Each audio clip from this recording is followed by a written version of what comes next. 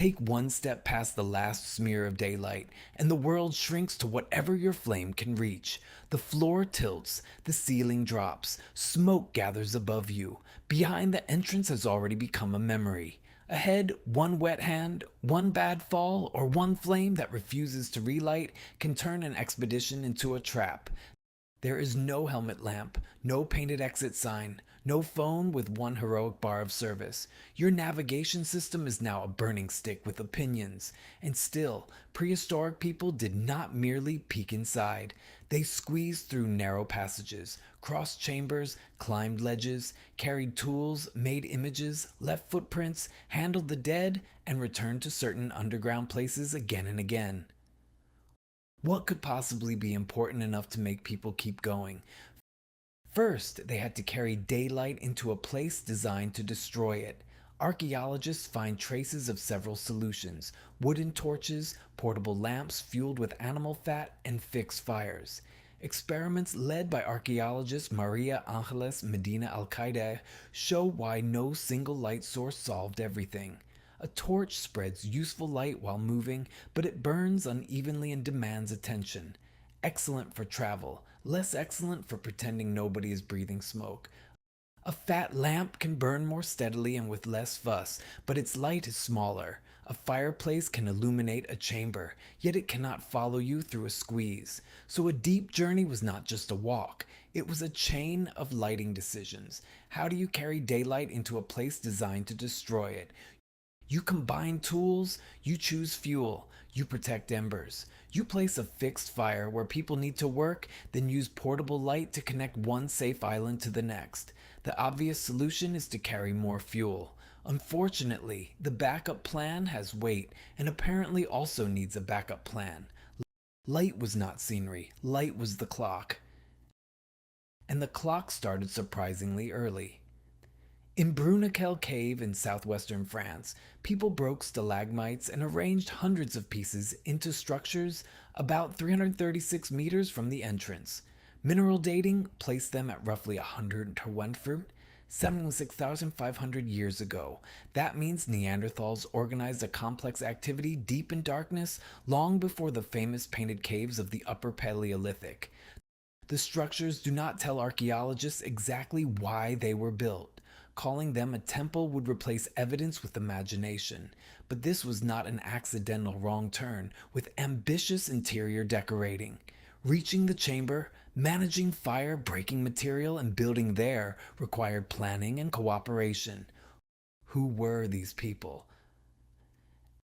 At Cussac Cave in France, footprints dated to about 28,000 to 31,000 years ago offer an unusually human answer. Researchers compared 7 complete prints with experimental tracks and concluded that the visitors most likely wore soft footwear. Even 30,000 years ago, the correct answer to sharp cave floors was not tougher feet. These were people preparing their bodies for a difficult route. Cussac also contains enormous engravings and human remains placed in the cave. But the footprints do not identify a priest, an artist, or a grieving relative. They show movement, preparation, presence. The motive has to come from the rest of the site, and even then, part of it stays out of reach. That uncertainty becomes stranger at Nerja cave in southern Spain. Researchers dated 53 pieces of charcoal from inner galleries and studied microscopic soot layers trapped on mineral surfaces. They identified 12 phases of prehistoric visits spanning more than 35,000 years. In just the last 3 studied phases, soot recorded at least 64 separate incursions. Were they following one sacred tradition? Probably not one unchanged tradition. Different people returned in different periods, and not every sector was used at the same time. Yet pine was repeatedly selected for lighting across a long stretch of the Paleolithic record. Knowledge survived even when meanings may have changed. Which wood traveled well, which route worked, where a flame could be renewed, and which chamber was worth reaching. The most famous reward was imagery. At Chauvet, hundreds of radiocarbon dates show that human activity Animal remains and cave use belong to a sequence of events rather than one dramatic painting night. People carried charcoal and pigment to selected surfaces, sometimes far beyond ordinary daylight. The wall was not simply available, it was chosen. Why work where nobody outside could see it? Restricted access may have been part of the value. A chamber reached only through darkness can separate an ordinary gathering from an extraordinary one.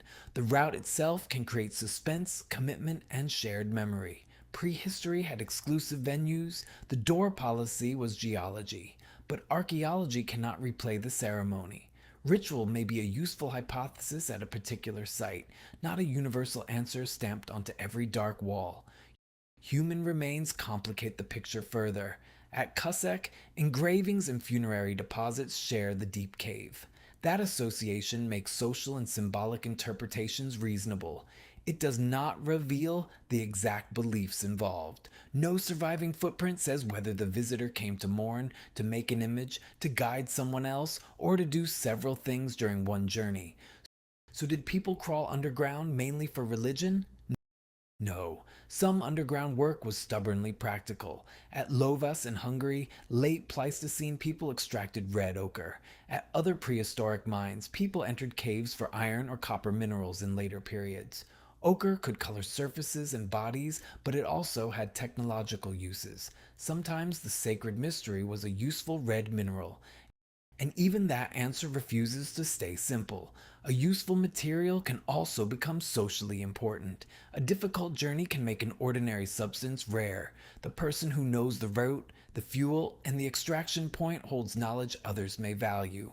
Practical and symbolic motives do not have to live in separate caves. This is where the familiar image of cave people becomes misleading. Many humans use cave mouths and rock shelters because those places offered daylight, ventilation, and protection. The deep zone was different. It was not a gloomy apartment at the back. It was a destination. That destination changed from site to site. Neanderthals built with stalagmites at Bruniquel, visitors left prepared, possibly shod tracks at Cussac. Generations carried pine into Nerja. Artists selected hidden walls. Communities placed human remains in particular chambers. Miners followed mineral seams. Some entered for material reward, some for memory or social meaning, and some for reasons the evidence no longer names. The danger never vanished. It was managed. Routes could be learned. Fuel could be chosen. Tasks could be shared. One person could tend a light while another climbed or worked. Cooperation turned darkness from an absolute wall into a calculated risk. And that is the answer.